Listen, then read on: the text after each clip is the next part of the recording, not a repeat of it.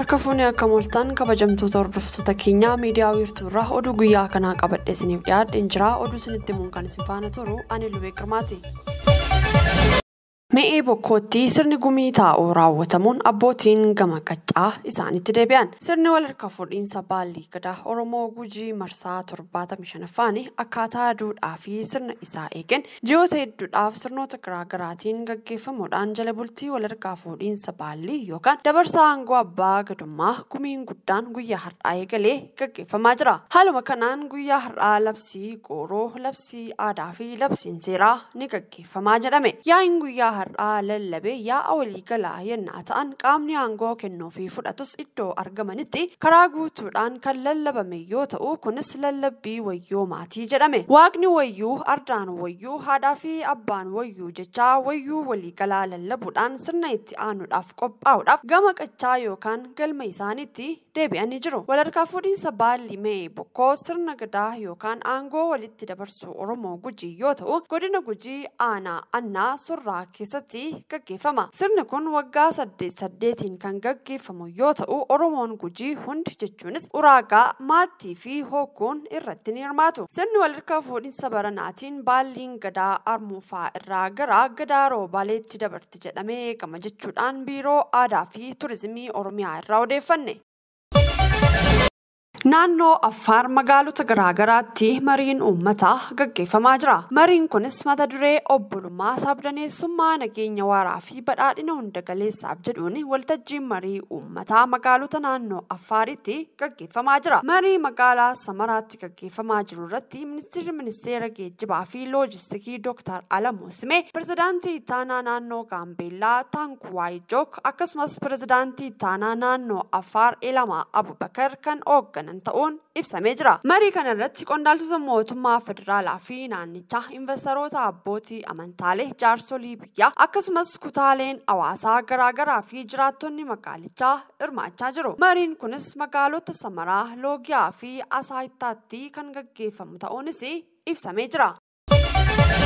Magaalaa Adaamaatti meeshaaleen waraanaa seeraan alaa garaagaraa fi rasaasni yakka shororkeessummaaf ooluuf turan to'atamu poolisiin federaalaa beeksiseera. Hojii ordoffii poolisiin magaalaa Adaamaa qaamolee nageenyaa biroo waliin qindoomuudhaan hojjeteen meeshaaleen waraanaa kunneen eeruu uummataatiin to'atamu poolisiin ibsee jira. Meeshaaleen waraanaa yakka shororkeessummaa ittiin raawwachuudhaaf karoorfaman kunneen Awaash sabbataa fi naannolee biroo irraa ka'uudhaan konkolaataan deeggaramanii gara magaalaa Finfinnee bakkeewwan biroo naannessuudhaaf yaalii taasisaa osoo jiranii shakkamtoota waliin to'atamuu poolisiin beeksisee jira. Sakattoo cimaa taasifameenis ji'oota 6 darbanitti boombiin 61, rasaasni kilaashii 6,000 ol, rasaasni shugguxii 4,983, rasaasni bireenii 1,879, kilaashiin 17, shugguxiin gosa garaagaraa 18, shinshiniin bireenii 9, snaayiperiin 1, laawunchariin 1, qumbullaan 2, agarsiiftuun dirree waraanaa 1 fi birriin 200,000 fi 42,000 fi 220 to'atamu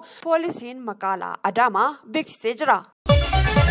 Afaan Amaaraa afaan hojii gamtaa Afrikaa akka ta'uuf gaafatame. Ministeerri dhimma alaa Itoophiyaa Ambaasaadder Taayyee Asqasillaaseen afaan Amaaraa afaan hojii gamtaa Afrikaa akka taasifamuuf gaafate. Taayyeen gaaficha kan dhiyeessan marii gamtaa Afrikaa 44ffaa magaalaa Finfinneetti gaggeeffamaa ture irratti haasaa baniinsaa yeroo taasisanidha. Chaartarii gamtaa Afrikaa inni jalqabaa afaan Amaaraa dabalatee afaanota 4tiin mallatteeffamuu heeruudhaan afaan Amaaraa afaan hojii akka taasifamu gaafachuu miidiyaa mootummaa gabaasee jira. Chaartarii gamtaa Afrikaa bara 1963 Finfinneetti kabajame afaanota Ingilizii, Faransaay, Arabaa fi Amaariffaan kan barreeffame ture. Yeroo ammaatti gamtaan Afrikaa afaanota hojii 6 ol kan qabu yoo ta'u afaan Amaaraa akka afaan dabalataa gamtichaa akka ta'u gaafatamee jira.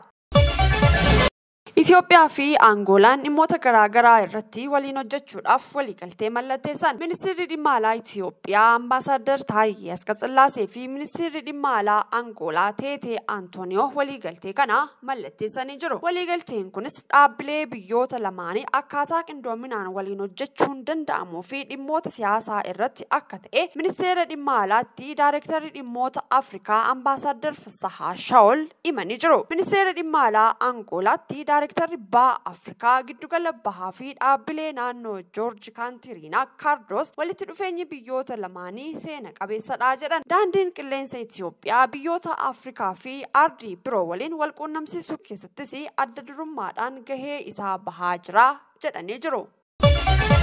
Masrii fi Turkiin hariiroo isaanii waggootaaf addaan citee ture haaromsuudhaaf walii galan. Pirezidaantiin Turkii Reesib Xaayib Erdoğanii fi gita isaanii Masrii Abdel Fattah al-Sisi kaleessa Kaayirootti wal arguudhaan hariiroo biyyoota lamaan waggoota kurnan oliif addaan citee ture deebisanii haaromsuudhaaf walii galanii jiru. Pirezidaantiin Turkii Reesib Xaayib Erdoğan daawwannaa hojiitiif gara Masrii Kaayiroo yeroo imalan waggoota 10 ol booda kun kan jalqabaati jedhame. Bara 2013 keessatti ministeerri ittisaa Masrii yeroos kan turan Abdul Fattah al-Sisi pirezidaantii biyyattii michuu mootummaa Turkii kan turan Mohammad Morsi aangoo irraa fonqolchuu isaanii booda hariiroon biyyoota lamaanii addaan citee ture. Hooggantoonni biyyoota lameenii marii kaleessa roobii Kaayirootti taasisaniin hariiroo biyyoota lamaan waggootaaf addaan citee ture akka haaraatti eegaluudhaaf waliigaluu isaanii beeksisanii jiru. Marii isaanii kanaanis waliigalteewwan gamlamee hedduu kan mallatteessanii fi kana malees hooggantoonni lamaan kun haleellaa Israa'el Gaazaa keessatti gaggeessaa jirtu qeequudhaan dhukaasii akka dhaabbatuu fi gaafatanii jiru. Kan hordofaa turtan miidiyaa wiirtuurraa oduun guyyaa kanaaf qabannee dhiyaanne kana fakkaata. Yeroo gaariin waliin qabaataniif ulfaadhaa jechaa miidiyaa wiirtuurraa qophiilee afan waliin turtii gaarii.